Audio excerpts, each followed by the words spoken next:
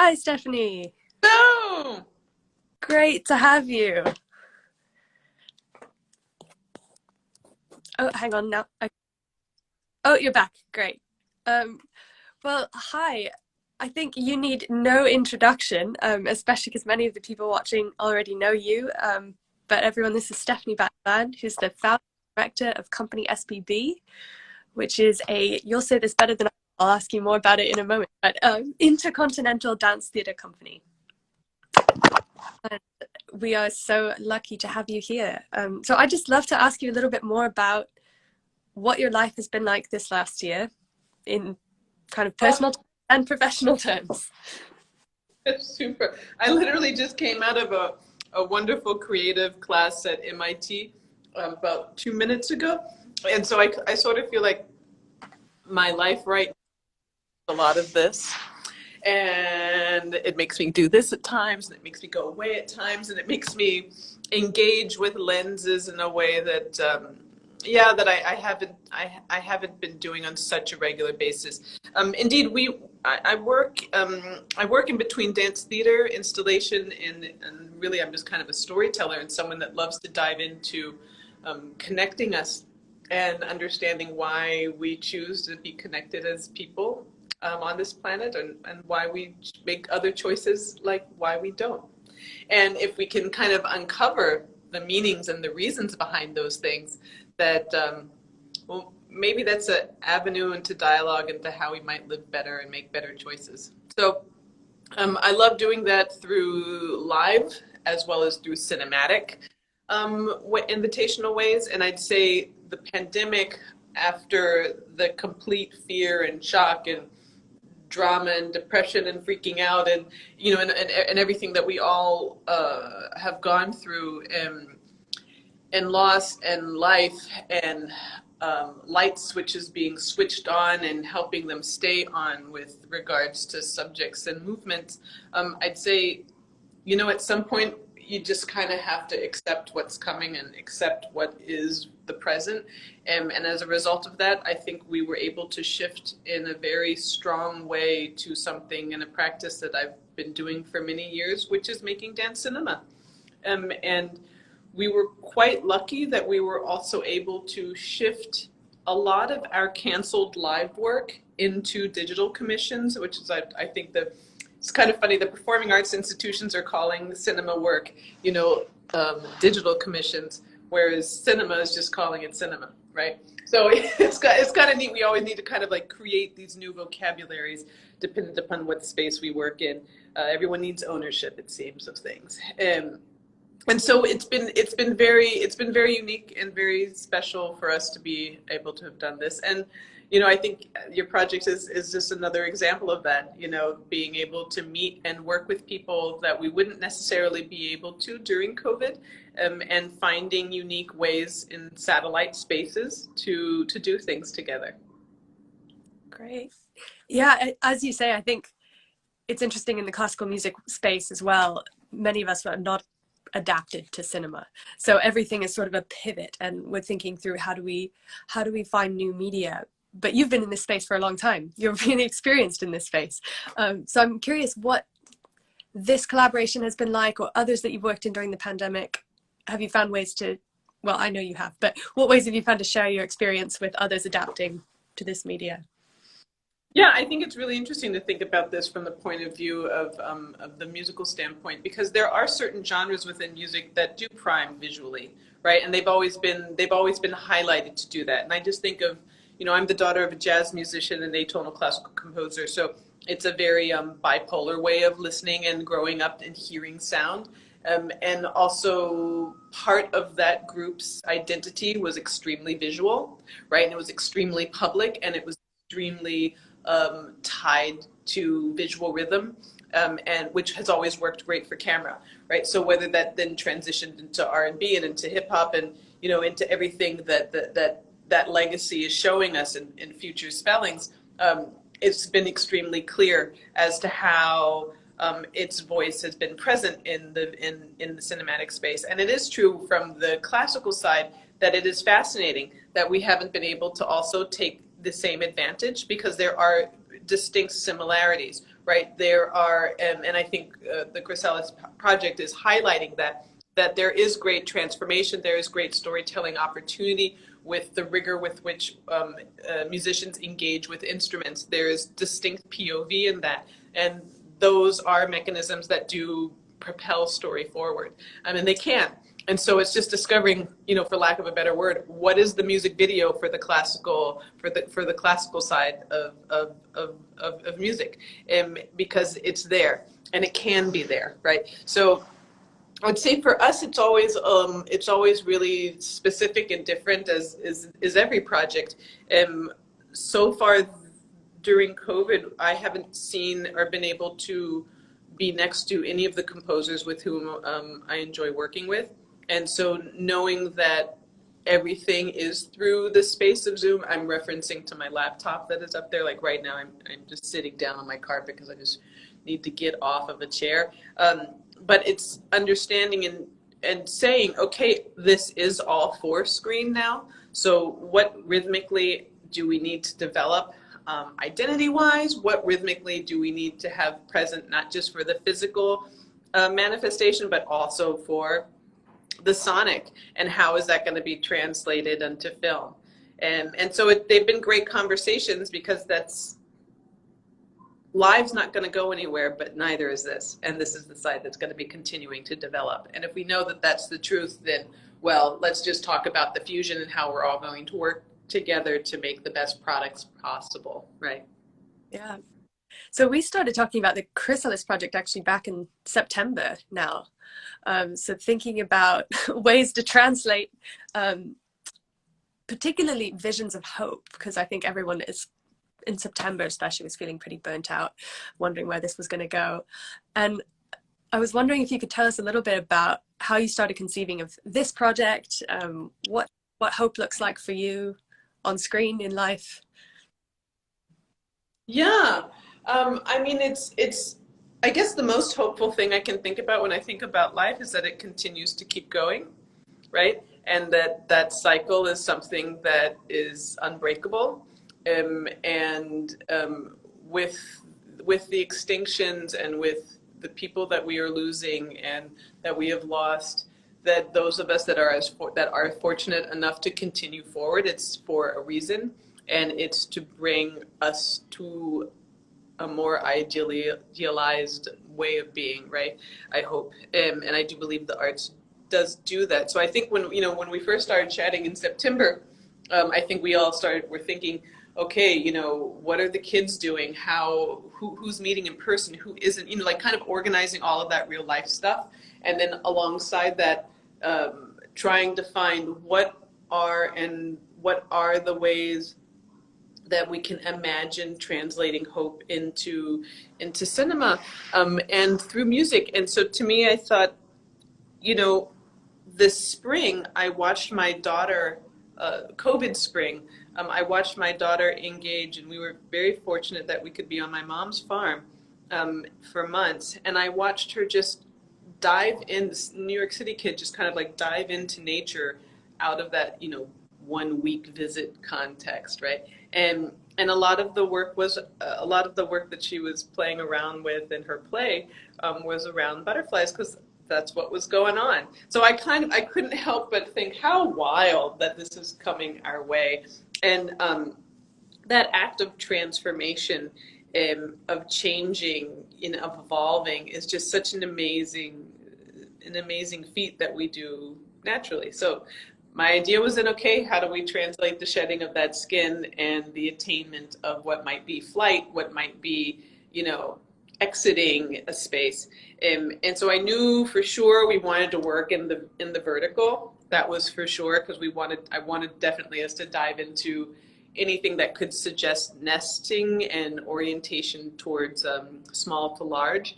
And then when we were all speaking, it was very clear that the spaces that you all would have access to film the musicians felt much more, for lack of a better word, horizontal in pan.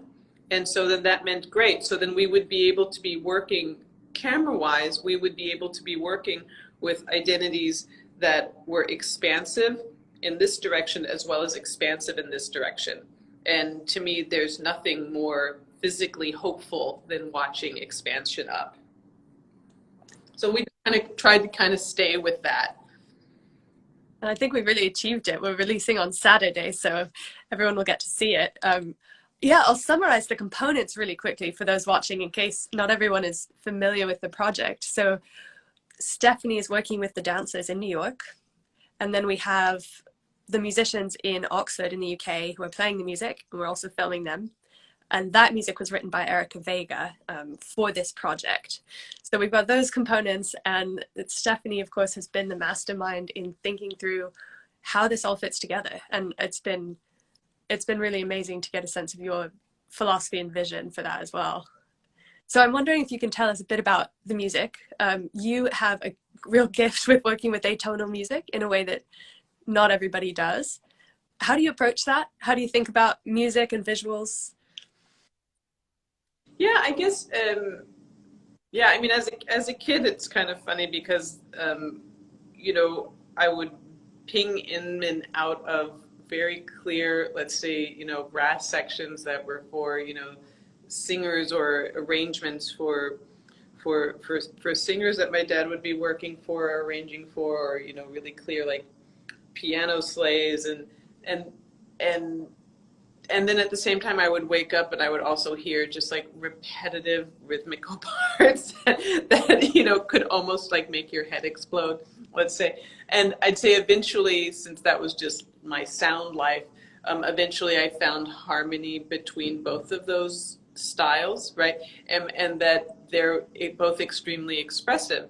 And so I think what was interesting with Erica is that finding what is flow, what does that mean, and what does you know, without like diving into fugue and chasings and that kind of sensation, how can we suggest flow, suggest the arc that we need to exit, or we need to find opportunity, let's say. You know, I think we were even just using words as open-ended as that, because what she had sent to me to listen to, or to just maybe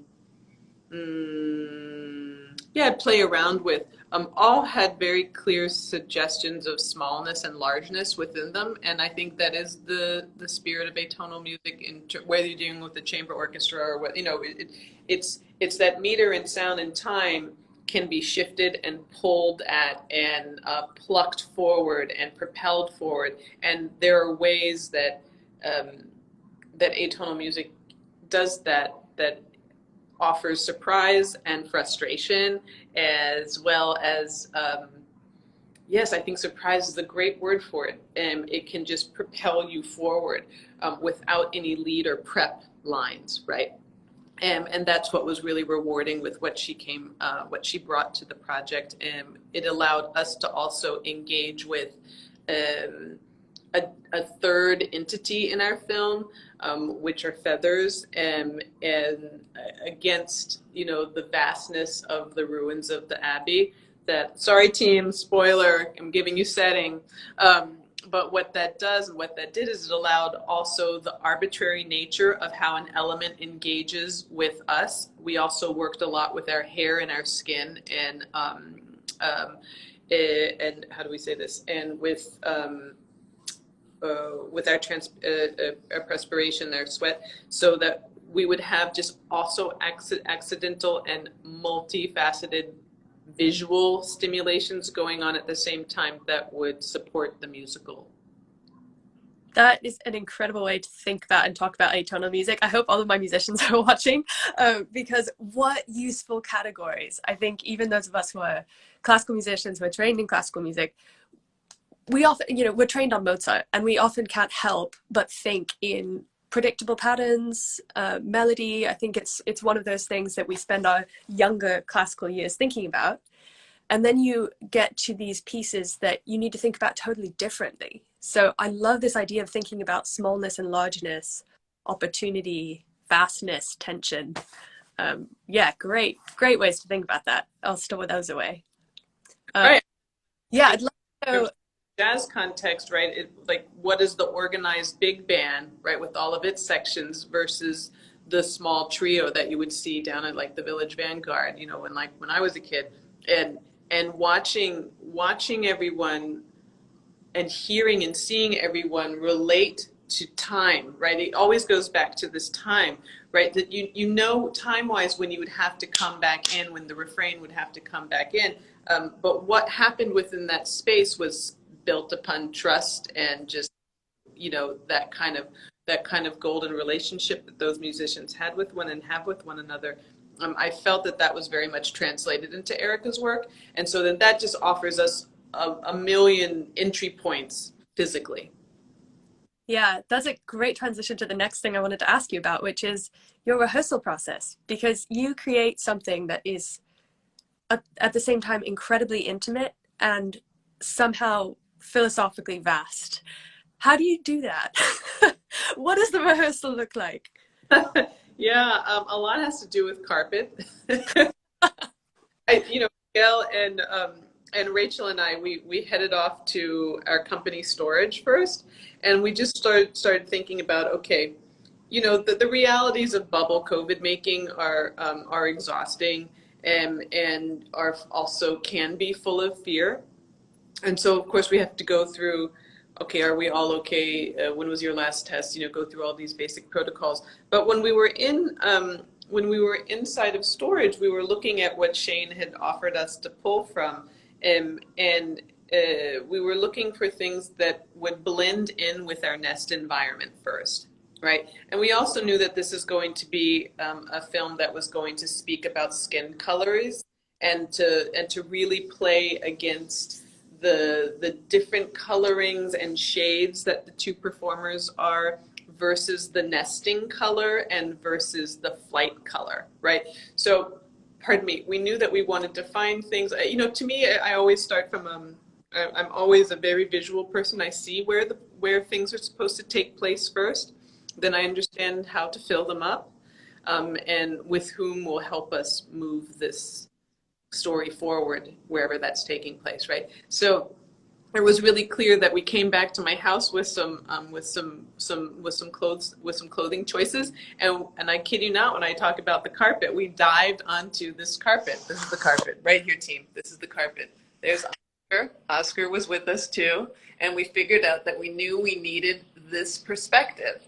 We needed this POV because this conversation from distance to height and what that offers, we knew was the key to the story.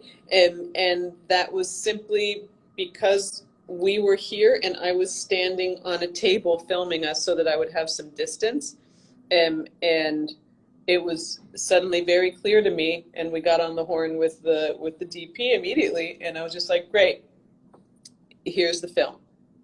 Here's what we need. So I think a lot of our creations often come from, generally, I understand where they're going to be situated, their setting, let's say, but what's going to unfold in them is completely up to us to discover, right? And so our carpet played a very big role in that, and so that once we got to the Fox Theater, which we were able to turn into a really wonderful soundstage over at Montclair, we were again working in the verticality, and we realized there was something that was missing. And Miguel was just he brought up at some point, it's a pity we don't have that carpet.